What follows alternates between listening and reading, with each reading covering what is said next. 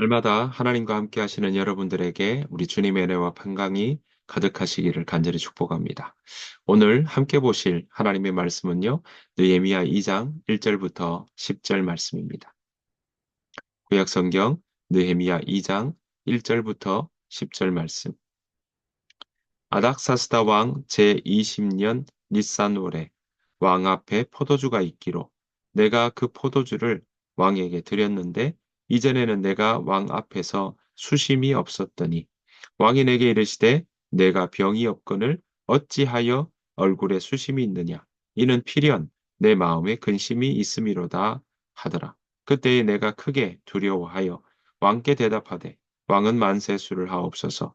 내 조상들의 묘실이 있는 성읍이 이제까지 황폐하고 성문이 불탔사오니 내가 어찌 얼굴에 수심이 없사오리까 하니 왕이 내게 이르시되 그러면 내가 무엇을 원하느냐 하시기로 내가 곧 하늘의 하나님께 묵도하고 왕에게 아뢰되 왕이 만일 좋게 여기시고 종이 왕의 목전에서 은혜를 입었사오면 나를 유다 땅 나의 조상들의 묘실이 있는 성읍에 보내어 그 성을 건축하게 하옵소서 하였는데 그때의 왕후도 왕 곁에 앉아 있었더라. 왕이 내게 이르시되 내가 몇 날에 다녀올 길이며 어느 때에 돌아오겠느냐 하고 왕이 나를 보내기를 좋게 여기시기로 내가 기한을 정하고 내가 또 왕에게 아뢰되 왕이 만일 좋게 여기시거든 강 서쪽 총독들에게 내리시는 조서를 내게 주사 그들이 나를 용납하여 유다에 들어가기까지 통과하게 하시고 또 왕의 삼림 감독 아삽에게 조서를 내리사 그가 성전에 속한 영문의 문과 성곽과 내가 들어갈 집을 위하여 들보로 쓸 제목을 내게 주게 하옵소서 하며 내 하나님의 선한 손이 나를 도우심으로 왕이 허락하고 군대 장관과 마병을 보내어 나와 함께 하게 하시기로 내가 강 서쪽에 있는 총독들에게 이르러 왕의 조서를 전하였더니 호른 사람 산발락과 종이었던 암몬 사람 도비아가 이스라엘 자손을 흥왕하게 하려는 사람이 왔다 함을 듣고 심히 근심하더라. 아멘. 오늘 함께 보신 느헤미야 2장의 말씀은요. 이제 느헤미야가 우리 1장에서 보았던 것처럼 예루살렘의 성벽이 무너지고 성문이 불탔다는 소식을 듣고 그가 기도한 이후에 이제 2장에 와서 바로 아닥사스다 왕을 만날 수 있는 그리고 아닥사스다 왕에게 다시금 예루살렘으로 그렇게 가서 무너진 성읍을 다시 세우는 일들을 윤호해 달라고 하는 그런 모습들, 그런 내용들이 나오고 있는 것을 보게 됩니다. 자, 그 이야기들 우리가 한번 살펴보기를 원합니다. 자, 1절 보시면요. 이렇게 나옵니다. 아닥사스다 왕 제20년 니산월에 이렇게 이야기합니다. 니산월은 3, 4월이거든요. 그런데 1장에 보면 기슬루월이라고 이야기하고 있는 것을 볼 수 있습니다. 그러니까 기간이 좀 있다는 겁니다. 대략적으로 봐도 3, 4개월 정도 차이가 나는 그런 일들인데요. 이 사이에 바로 느헤미야는 기도를 멈추지 않았다. 기도를 쉬지 않았다라는 것을 우리는 짐작해 볼 수 있습니다. 여러분, 이 느헤미야는 자신이 기도하면서 이 기도를 놓치지 않은 이유가 뭐겠습니까? 그렇습니다. 기도는 하나님을 만나는 자리요. 기도는 바로 우리의 힘이 되시고 구원이 되시고 피할 바위가 되시고 방패가 되시는 그 하나님의 손길을 바라며 나아가는 자리다라는 것입니다. 그리고 그 기도 가운데 자신이 할 수 있는 일과 그리고 하나님이 하실 일에 대해서도 살필 수 있는 자리가 바로 기도라는 사실입니다. 여러분 오늘 느헤미야는요, 지금 그런 아, 자신들의 조상 또 자신들의 동족이 지금 예루살렘에서 위협에 빠졌고 또 성문이 불탔으니까 무너졌으니까 성문이 불타고요. 그러면 예루살렘 성에는 살아갈 수가 없습니다.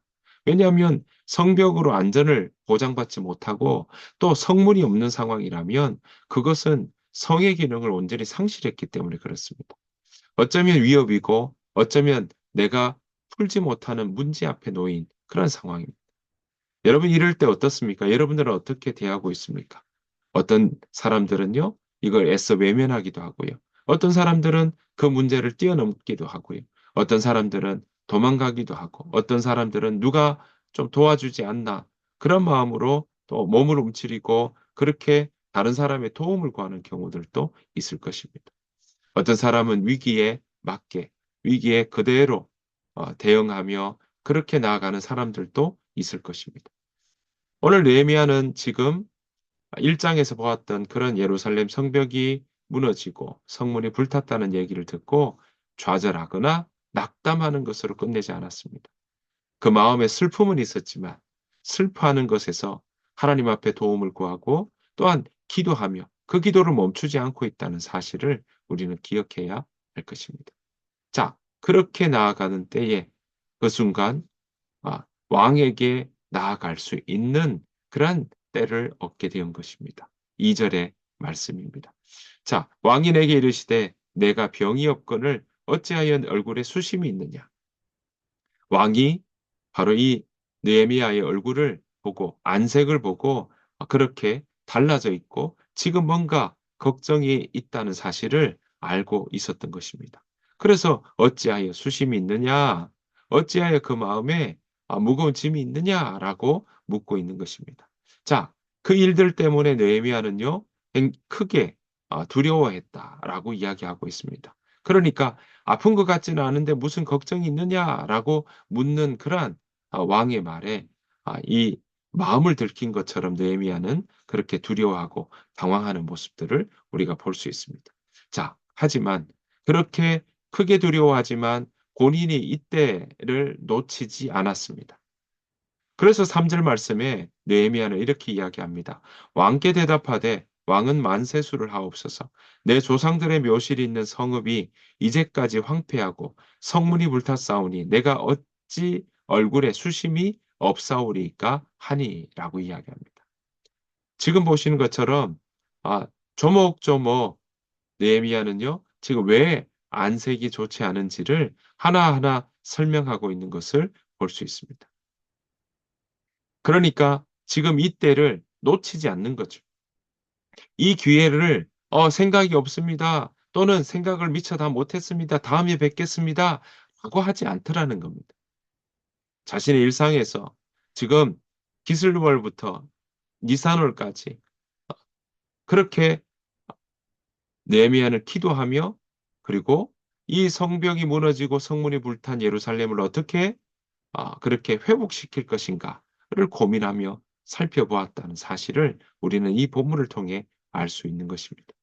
자, 그래서 왜 마음에 근심이 있느냐라는 그 왕의 질문에 3절에 봤더니 이제 느헤미야는 이 기회를 놓치지 않고 그대로 왕에게 대답하고 있습니다. 3절입니다. 왕은 만세수를 하옵소서. 내 조상들의 묘실이 있는 성읍이 이제까지 황폐하고 성문이 불탔사오니 내가 어찌 얼굴에 수심이 없사오리까 하니. 그러니까 지금 성읍이 황폐하고 성문이 불탔다는 이야기를 듣고 내가 지금 마음이 수심에 가득하다라고 이야기를 하고 있는 것입니다.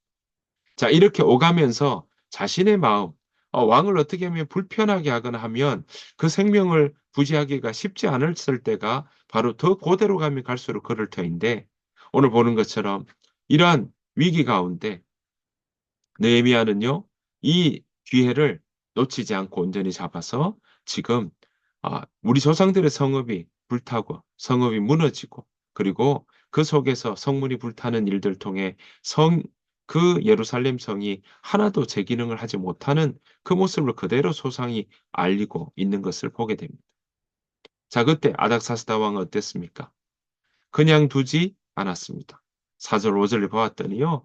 내가 무엇을 원하느냐라고 오히려 지금 제안하고 있고 또 말씀을 이야기를 하고 있는 것입니다.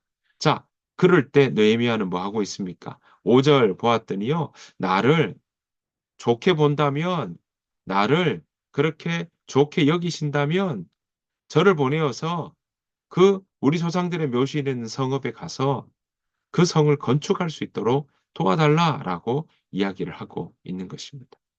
자, 그러니까 느헤미야는요, 기도하면서 그런 계획들과 그런 꿈들을 품고 나아갔다라는 것을 우리는 짐작해 볼 수 있는 것입니다.